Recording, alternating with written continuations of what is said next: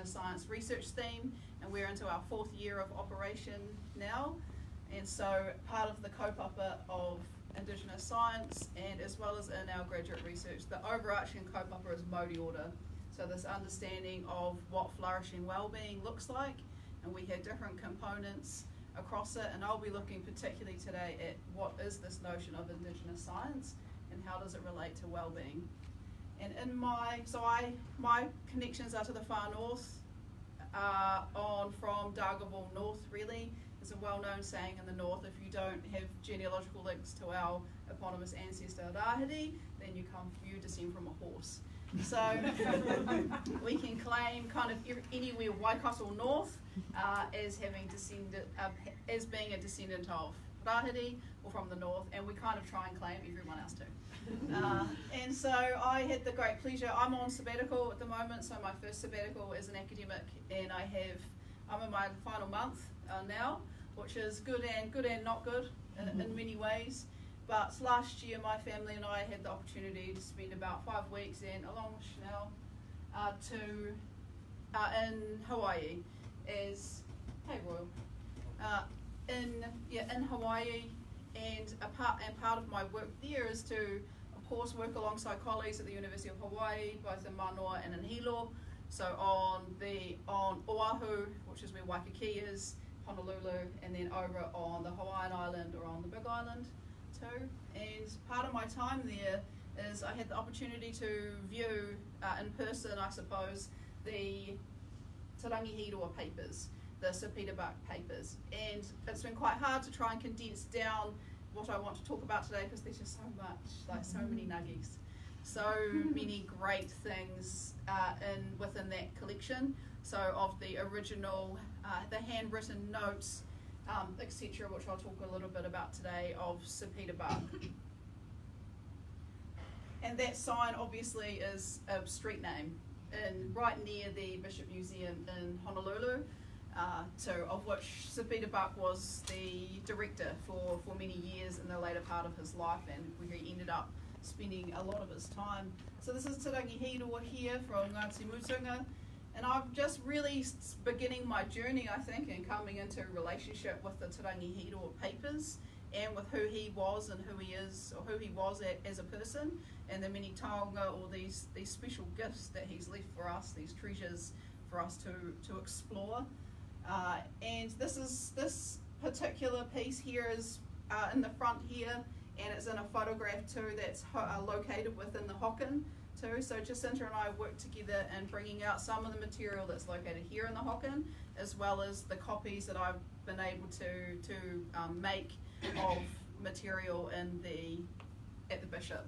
And so some of the materials here, the ones that are photocopied here from the Bishop Museum staff, are in the white here, and many of them, which I'll talk about, are the handwritten. I've tried to lay them out close to the book that emerged from it. So these are the handwritten notes which you can see that then formed the particular book or the publication of the ones that were of interest to me. And so he, of course, was the first Māori medical graduate of Otago too, and it's claimed that he was the first Māori medical graduate within New Zealand too. And he was a Te Aute College old boy, which we have an ongoing joke within our Te Koronga group because we have a lot of friends who are at Te Aute College. And I suppose like us on Ngāpui, many people try to claim anyone went to Te Aute College. So a wonderful school that has a rich legacy of providing Māori leaders, and Sapita Bark was one of those at that time. And just for interest, in particular, my sister and I, who I'll show a picture of soon, my sister's in her final year of med school, and we came across this nugget here too, and it was Te Rangi Hiroa, as a young man, his application letter on entrance into medical school too, which was really cool. So we thought we'd bring that out for people to have a look at too. So the things I want to look at, and the idea is that I'll have a short talk and I'll give people the opportunity to come into relationship with the material too, and then just to generate discussion, and then we go through and, hi Fernanda, And then we go through, come on, yeah. You're all right. And then we'll go through, and then just have a bit of lunch, have a little bit of a kai too. So there's these 4 things that I've been trying to digest and coming into understanding of what Indigenous science is. And for me as a scholar, and particularly being from Ngāpuhi and Ngāti Whātua, I always come back to, and this would be no surprise to my students and colleagues, I always come back to Māori Marsden. So Māori Marsden to me is one of the foremost Māori philosophers of his time. My sister and I often think that he would have spoken at least 7 or 8 languages, in particular, just in the nuance of his descriptions of the world. So what I've been able to view in looking at Te Rangi Hiroa's papers is the positioning that Te Rangi Hiroa takes in his exploration of Māori and Polynesian culture. And that really is this notion that Māori Marsden talks about is God, man, and universe. And always in his writings, and I thought I'd read a piece here that where he talks about whakapapa, so talks about genealogy in one of his lectures here. He says, in Māori, various terms are used to define a pedigree or genealogy, the act of tracing descent or setting out genealogically the relationship of persons or groups. A people such as the Māori, which had intense pride of race and a social system based largely on the family status of its members, would be expected to evolve a rich terminology relating to the preservation and transmission of pedigree and the processes connected therewith. The only process by which pedigrees were communicated and transmitted and thus taught and preserved was by recitation, before the art of writing was acquired from the English. The act of recitation was described by various terms according to the figure present in the mind of the reciter. If he conceived of the line of descent as a line, cord, or string, along which in imagination the persons concerned in the pedigree were strung in proper sequence, he would use words appropriate to the act of tracing the particular string or cord. The words he would commonly use would be taki or hapai. Those words would also be applicable to the idea of leading or lifting, either a song or chant or story, and the reciter would become a fugleman in a massed haka or piru-piru. A closely allied figure is expressed in the term kowhata. A kowhata was a stage or frame built on which to suspend fish or bundles of food, which were tied together in such a way that the bundles straddled the cross beams of the stage. There was a horizontal and a vertical method in the arrangement and display. It was no great step mentally to use a term which emphasised order, display, and even decoration. This was the term tatai. And then it goes on talking about this, which is why I decided to focus on positioning. As you come to understand more of Te Rangi Hiroa's papers, and at the time of which he was writing them, and it's a challenge we as Indigenous scholars have all the time, it's often as Māori and Indigenous peoples more broadly, we are always positioned in a deficit model. So it's always what's wrong with us, what's the worst thing, how we're, all the negative stereotypes. So what I've thoroughly enjoyed is being reminded of the depth and great beauty of our culture. And for a person who was schooled both in medical training and then to spend the majority of his adult life as a very a renowned anthropologist, perhaps one of the foremost of Polynesian material culture, including within Aotearoa. And you see snippets of that throughout all of his works, this, and particularly in this, and more wee nuggies down there in his lectures that he gave. And always he makes a point of talking about the importance and the strength of our culture and in all the different elements that we have as Māori connected to our brothers and sisters of Polynesia as well as to Indigenous peoples. He was also meticulous in his scholarship, and I'll show some of the material. I think we all have aspirations of improving our handwriting, but you can see just how in his field notes you can just see the level of scholarship. So a big part of Te Koronga is this notion of research excellence. So what does that from an Indigenous perspective actually look like? And so what we have been able to see in Te Rangi Hiroa's papers, and really over a short lifespan, only over for his life, just the proliferation of material that he was able to produce at that time and you can see the handwritten notes that he made. Some were then typeset and then to form into the later publications.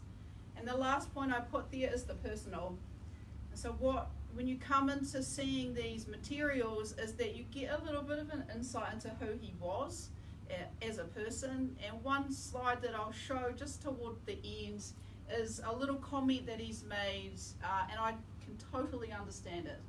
For many people, myself included, I don't like being away from home for a long period of time. The trip to Hawaii, it was lovely and a huge privilege, of course, but by the end of the sort of 4th, 5th, 6th week, you had that real longing for home. And so Te Rangi Hiroa made a comment, and because I guess I'm a kaiho middle, so someone who's like wanting to look at every detail of the material, because you're there for such a short amount of time. It's not how I like to do my archival work. At the Bishop, you're there for a set time. So you'll kind of, it's a smash and grab a little bit. So you're there for a short time, and so then you don't necessarily get to understand the material in its entirety. But one particular thing, which I'll show later, is he's just made a little wee handwritten note, and it's written kind of messily, so when you have your handwriting to yourself in your own journals, and then you have your handwriting that you think somebody else is going to read. So he just makes a little comment after a long trip to Canada and the US. He's just written on the top there, missing home. And so I thought actually that's what we've been able to see, is gain an insight into who he was as a person. So this is us at the Bishop, my sister and I at the top there, and we were able to view all of the material, all of the Māori material, many, many boxes of handwritten works that don't exist in other places in the world, of the original contents of the Te Rangi Hiroa papers.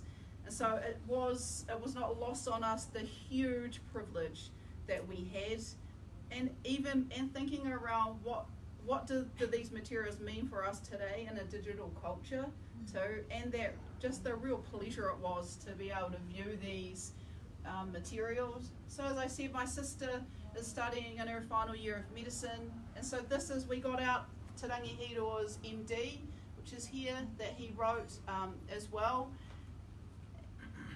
that Jacinta got out for me. So medicine amongst the Māori here. So still now, if you refer to this material, that you can see in his exploration of God, man, and universe, both in terms of what we talk about as Te Koronga, or the esoteric knowledge, so the knowledge of the gods and of our complex worldview. His materials were there, particularly in Coming of the Māori, which is here. Anybody interested in trying to explore the religious elements of Māori culture, this is the go-to, and God, Man and Universe, Māori Master. And these are the material notes that he made with that too. And so and we also got to view his original papers, of course, like these, and his field notes and sketches. So of course, for those librarians who are here, and those also archivists, that's the right word, every institution has their own protocol, their own tikanga of how they do that. So huge thank you to the Bishop Museum staff. It's quite different being in a different place when you're going in, and it's quite loud in there, which makes sense because Hawaiian culture is very open and very, so it's quite a different feel when you're in there, and so there's people just sort of buzzing around. You ask for each material, and that gets brought to you to your table. You're only allowed one piece at a time, but they'll bring the whole box out.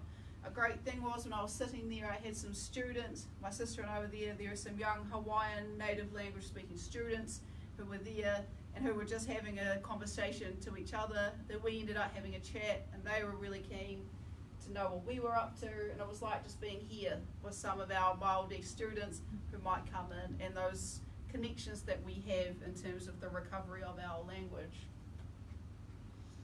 So I knew Ben would be here and others. So Ben's done some studies on the maramataka, so on the Māori lunar calendar here. So this is Te Rangi Hiroa in his field notes. these documents these field notes are only about that. It's only about that big, and then if it's splayed open, so it's probably only 2 palms in size, and they're these tiny little wee books, and then they just close. So these are what then form his written notes, which then form his books that he's written. And so within the Māori society, Māori research at the moment, there's a lot of interest around the lunar calendar. So in my own family, we have our own material where our ancestors have written work about the lunar calendar.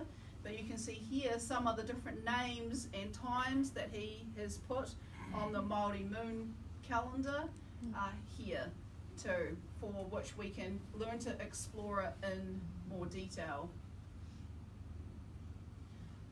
This is the point here of trying to look at his meticulous scholarship, but also getting to understand who he is as a person. And so up here is where you can see this little note, Miss Home, of this person who's been travelling on the road away from Aotearoa for many, many years, still coming back on the different trips. There's the letters between Apiranangata and Sepida Buck. But you can see on here that he started to write the journeys. These, I'm guessing, are the state highways, okay? And then these here will either probably be the miles, okay, or the hours, too. And then on the preceding pages are just the lists of the different trips that he's been able to take. And on this side, I just wanted to give an example of all of his many, many, many handwritten sketches that he has done within his field notes. And these sketches are quite amazing, where you get to view, obviously, his hand with a pencil that has sketched out each of these elements of in this case, of our material culture, of different patterns. And these are things that we're trying to recover information about these. So for us, people often ask, oh, why are you in physical education? Like, I don't get it. I know when Jacinta and I started working together, physical educators, when you bring the students in, we're quite physical in our bodies and in how we carry ourselves and how we express ourselves is through our bodies, because that's just sort of who we are. And I know our first time, because I bring all my students through my 3rd year class, as well as our senior students, and we fill a room because of the size of the people, and everyone's quite sporty and all of that. But part of our interest is these broader notions of well-being, and in particular in relation to the archival material, is how can you bring those materials back to life? So how can you, in an applied sense, start to breathe new life into some of the material that has laid dormant for many years? And that is what our kaupapa of Te Koronga is all about, is trying to bring back to life many of the material that is hidden within our archival works. One of many nuggies is this one here, and this is Te Rangi Hiroa's Māori names of parts of the body. Okay, so there doesn't exist a comprehensive list of Māori names of parts of the body. We have within our different dictionaries, where you could say, if you go on maoridictionary.co.nz, you could type in head, and then it would come up and tell you, but there doesn't exist a comprehensive list that as scholars and as students that people can refer to in it. So part of Te Koronga, the broader kaupapa, is how do you bring this material that's here, cross-reference it with other materials, collect other work that exists, work alongside language experts to then see how could this be, say, taught. Part of our Masters of Indigenous Science we wanted to create within anatomy, for example, could students be able to learn both the medical components as well as the Māori medical components of parts of the body. And interestingly, you can see, so often if people say, okay, what's the Māori word for here? People say, oh, makawe. Makawe is the Māori name for here. Well, I suppose like the Samis, they have over 150 different terms just for snow, okay? And so like for us as Māori, and this is the great thing, like in this wee nuggie, is that he has written over Māori names for the human here. He's written over maybe 30, at least, different terms for here. So you can see the level of scholarship and detail that he was interested in, and that's just on names of the here. And so there's parts in here which I'll pass on to our colleague, Professor John Broughton, over in dentistry, because also in here there's different names for teeth. So it's not just niho, okay, it's got names here for tooth, milk tooth, eye tooth, double tooth, broken tooth, decayed tooth, incisor tooth, and all these different sort of parts where you can see just the depth and the beauty of our culture that is hidden within these materials. So how is it that we can come into a relationship with them? And for us as physical educators and from our school, anatomy is the basis, one of the core papers that our undergraduate students take that time in trying to understand a little bit more about the body. And so what I wanted to do is just to wrap up a couple of things and coming back into this notion that I think for the positioning of Te Rangi Hiroa, this notion of God, man and universe, his meticulous scholarship, and then finally coming into the personal, was this another wonderful piece of work that Jacinta and I came across. I haven't seen this until, 3 days ago? And it's different when you're viewing things, on the online catalogue, on Hakina, going through, typing out and seeing the little digital picture, which is great. But this material here, I haven't seen this in any form. And I've read a lot of archival material, spent time in the Bishop. There's a lot of stuff up in the Auckland Museum, Alexander Turnbull at the National Library, but I haven't seen genealogy laid out like this before, that he has written, and it talks about the creation of the world, and it splits from what is different in Ngaitahu, as their genealogical story is different to ours from the north, which is important to make, the point to make.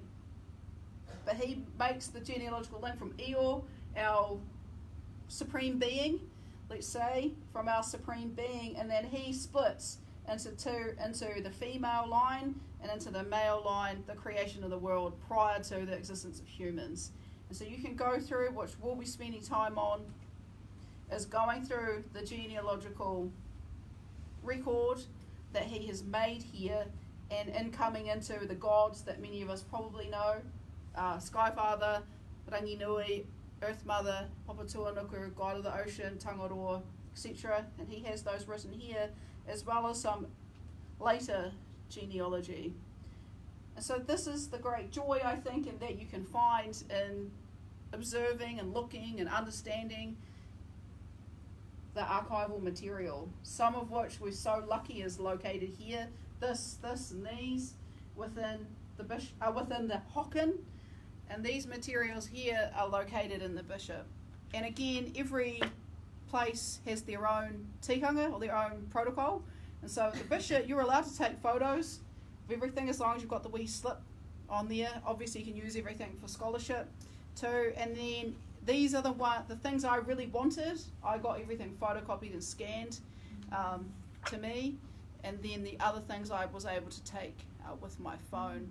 And so many of you know, a number of us are involved we sail waka, so sail the traditional canoes, we build canoes, we take kids out on canoes, we do a lot of that stuff. So that was another point of why I was there, is to look at our canoe connections from New Zealand across Polynesia, as we're planning on hosting a traditional sailing canoe here, just out in the harbour too. Things going well. So part of it is how do we build the body of knowledge to ensure that the level of scholarship that we want to create matches, I suppose, the mana of having a big canoe. And that's what you can see in Vikings of the Sunrise. Okay, these two books here, which really dispels the myth that Polynesians arrived here by luck. Okay.